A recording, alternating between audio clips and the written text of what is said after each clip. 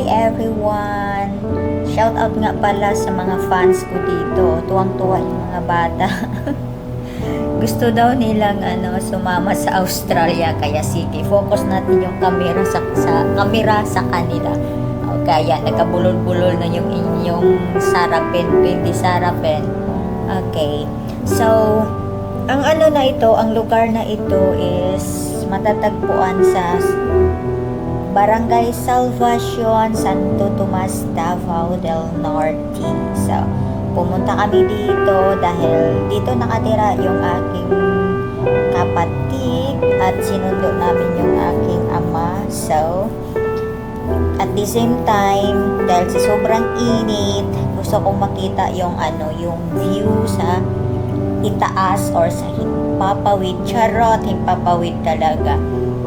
Kung ano ba talaga kalawak yung rice field or palayan dito sa Salvacion, Santo Tomas.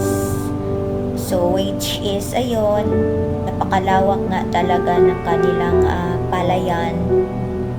Mayroong din irrigations, of course.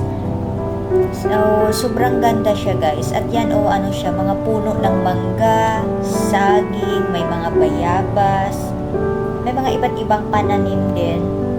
Ito, yan. May bahay na yan, mga guava yan, mga guava trees na napakarami. At ayan, ang iyong makikita. Ayan dami-dami ng mangga. Ang ganda-ganda. Natutuwa lang kasi ako sa nature's view. Kaya hindi ko talaga papalampasin kahit palayan.